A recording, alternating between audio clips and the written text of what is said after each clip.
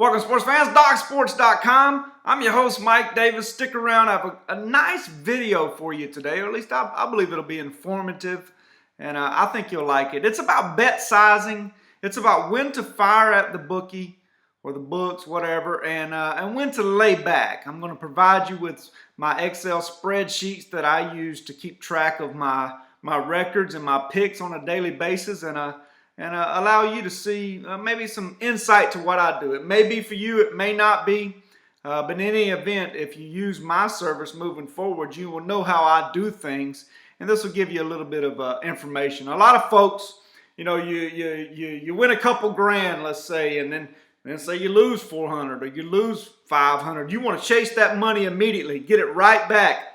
That's just what they want you to do, and that's not the way to win in this industry, in my opinion.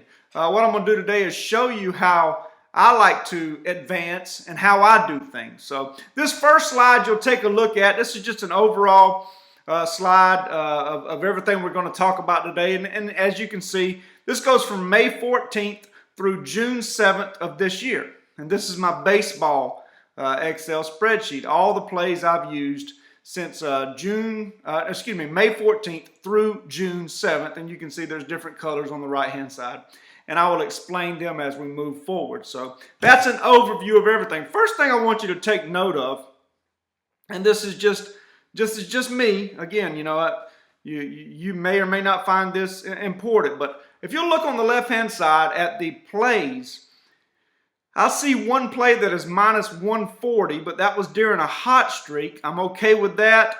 I see one play at minus 135, and that's during a losing streak. That may be a little bit much, but as you can see, for the most part, when I'm losing, I'm not gonna chase some 200 favorite. Simply not going to do it. If I don't feel like I'm seeing the board really well, I'm going to look for a value pick, a low value pick, maybe a small dog or low favorite or a total that I really like to get myself back on track.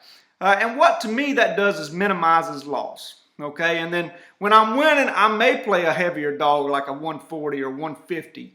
If I'm seeing the board really well and it's a big selection, I may do that. I'm okay with laying that juice at that time. Okay, so let's move over to slide number 2. Okay, this starts on June 14th and it goes through June 29th. What I want you to take note of here, as you can see in the dark blue is my 4-unit plays, the orange are my 6-unit plays, the light blue 2-unit plays, and the red 7-unit plays. Okay, so you can see here, we can't go back any further, but obviously I got on a hot streak and I came in with a 4-unit winner with St. Louis over Cleveland. And then I came back with a 6-unit winner with the Giants over Cincinnati, a 10-2 winner, a 6-unit play. Okay, so I'm hot, I'm feeling it, I'm going to come back again the next day with a 6-unit play, and we lose. We lose on the over 8 New York Yankees at Kansas City. That was on May 16th. So I come back the next night, I drop it down to 4 units, I play Miami, and they lose. Okay? Now, the reason I'm pointing this out is because I want you to notice what happens then. I drop down again 2 units. I'm not chasing. I'm not trying to go 6 or 7 units or bust out 2, big 6-unit plays. I'm dropping it down. I'm keeping things in perspective. I want to get hot again before I fire at the books. So you can see I come back with an under 7 Cleveland at Chicago. It's a 2-1 game. We win $200. We're back on the right track. Come back the next day. We take Baltimore as a 125. They win 9-4. We win another 2-unit play. And I actually came back with a pretty big play here on May 20th. I took over 8. It was actually over 7.5 early that morning, and I played that for a 5-unit play. Actually got fortunate and scored a run in the 9th inning to push that one at 7-1. So that's a no play. It's a push. I come back the next day, drop back down to 4. No reason to stay at 5. I did not win there. I come back. I drop back down to 4. We take Atlanta. They win 10-1. We come back with another 4-unit play. Detroit over Houston, another 4-unit winner, $400 as they win 6-2. And we come back with Toronto the next day. 4-unit play, they win 8-2. So here I am, 10-1, 6-2, 8-2. I'm seeing the board well at this point. So here comes a big 7-unit play. I play the under, Houston at Baltimore, under 7.5. Fortunate on that one. We win. The final score is 4-3. We win $700. Okay, we come back the next day. I play San Fran. That's the minus 140 game I was talking about. They win 6-3. Another $700. Come back again. Washington over Chicago. 3-0. 7 units. $700. That's Scherzer that day. Come back the next day. Over 8. Detroit at LA. 11-2 winner. Another $700. And to end this slide, I want you to notice under 8.5 KC at Chicago. That loses 8-4, -7, -770. Okay?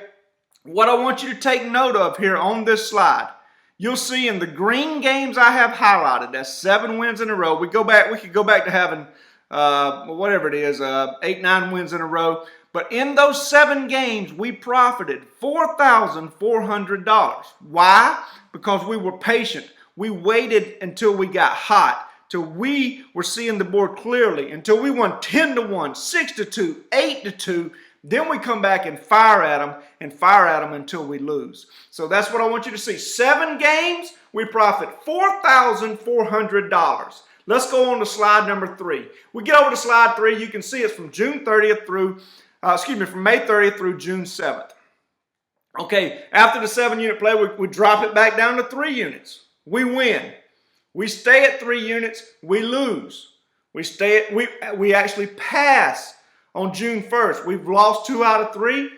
Let's pass. No reason to press it. So we pass on June 1st. Come back June 2nd. I take Detroit as a fairly good favorite, 135. They lose 3 units. Okay, come back with Atlanta as an underdog. That was a crazy game, but they lost 3 units. Come back with St. Louis as a pick'em.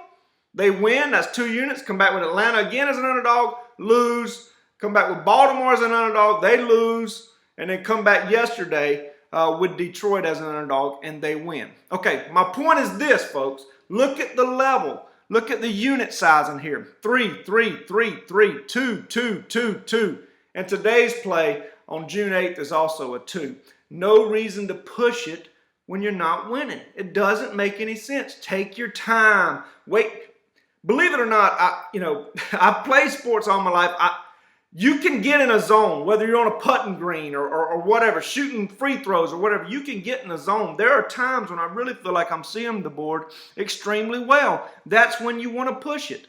When you're not seeing the board extremely well, like right now, I'm not seeing it great right now. There's no reason to push it. A 2-unit play today. Take note of the yellow. So let's just throw everything out on this page, and let's assume we lost those 5 games in a row in yellow. 5-game losing streak. We lose only $1,435 in a 5-game losing streak. In the 7-game winning streak, we won $4,400. In the 5-game losing streak, we lost only $1,435. So I hope that gives you some perspective on how I like to do things, how I bet size. I mean, when I get hot, I'm going after him, period. When I'm not hot, I'm not going to force it. I don't care. And this goes for basketball, baseball, hockey. It's a little different in football as you don't have that many opportunities. Obviously, you have 17 regular season weeks, etc., or 18, whatever it is. And so you don't have that many games, certainly in college as well. So it's a little bit different in football. I try to give out at least 1 or 2 big plays a week. Regardless, if things are going really well, I may give out 3 to 4 big plays a week. But certainly in baseball, basketball, and hockey, this is the way I do things. And it's worked out well for me. I hope that provides you some perspective. The moral of the story is, listen, when you're hot, fire at them. When you're not hot and you've just lost a big game, don't rush to get it back. Take your time. And these are real spreadsheets here. This is exactly where I'm at on the season. As you can see, of June 7th, I'm plus $5,515 for the season. So far this year, it's certainly working for me. And I hope this has been informative for you, and I look forward to doing some more stuff like this. And listen, get on that season package. Let's make some money in some baseball. And everybody have a great and profitable week.